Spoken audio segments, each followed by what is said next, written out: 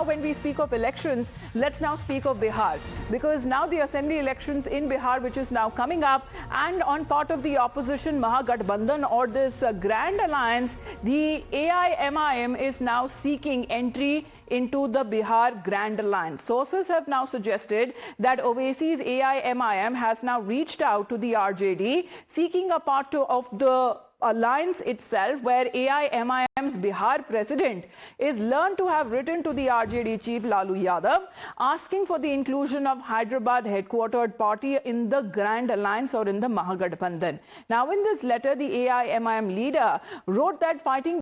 together will ensure secular votes and not scattered, and the Mahagathbandhan that stands a much better chance of forming the next government in the state. Let's now take a look exactly how the AIMIM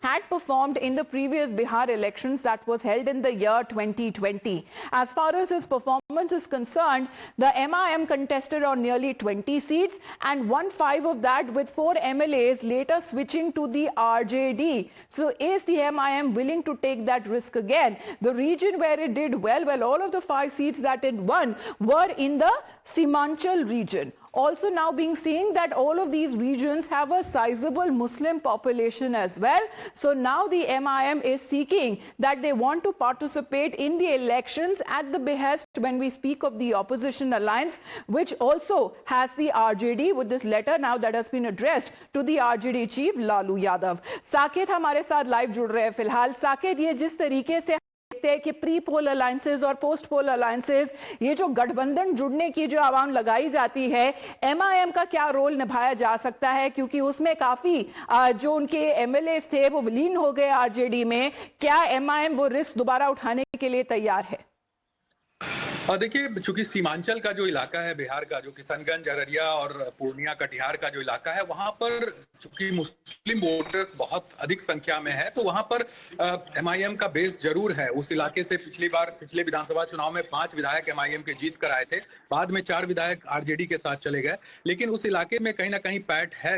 MIM का। इसी आधार पर जो यहाँ के प्रदेश अध्यक्ष अख्तरुल ईमान, उन्होंने पत्र लिखा है जो इंडी गठबंधन है बिहार में, जिसे महागठबंधन कहा जा रहा है, उस महागठबंधन के नेताओं को, लालू यादव को उन्होंने लिखा है और दूसरी पार्टियों को भी पत्र लिखा है, और उन्होंने कहा है कि जिस तरह से मुस्लिम वोटरों का बिखराव ना हो, क्योंकि आरजेडी का भी जो वोट समीकरण है वो MY है, मुस्लिम और यादव समीकरण है, तो अगर यादव और मुस्लिम का वोट अगर कटता है तो इससे में एनडीए को फायदा होता है हर जगह पे। तो ऐसे में यही जो वोट का बिखराव है वो ना हो, उसे रोकने के लिए इन्होंने पत्र लिखा है कि उनको भी महागठबंधन में शामिल किया जाए। लेकिन इससे पहले भी कई बार अख्तरुल ईमान ने कहा है कि उनको शामिल किया जाए, अपनी मंशा उन्होंने जाहिर की है, लेकिन इंडिया गठबंधन के तरफ से अभी तक कोई कह सकते हैं इनको कोई पॉजिटिव साइन नहीं मिला है अभी तक, और यही वजह है कि अब पत्र उन्होंने लिखा है। लेकिन मुझे जहां तक लगता है कि ये पॉसिबल नहीं है कि इंडिया गठबंधन एमआईएम को अपने साथ लेगी, क्योंकि वो और एमआईएम पर हमने देखा है कि जब भी चुनाव होते हैं और वहां पर जब सबसे 2 बड़ी पार्टीज अगर बीजेपी और कांग्रेस पार्टी का आमना सामना होता है, तो हमने देखा है कि एमआईएम को अक्सर हमने देखा है उसे बी टीम, सी टीम, डी टीम, काफी नामों से उसका करार दिया जाता है। बने रहिए साकेत हमारे साथ।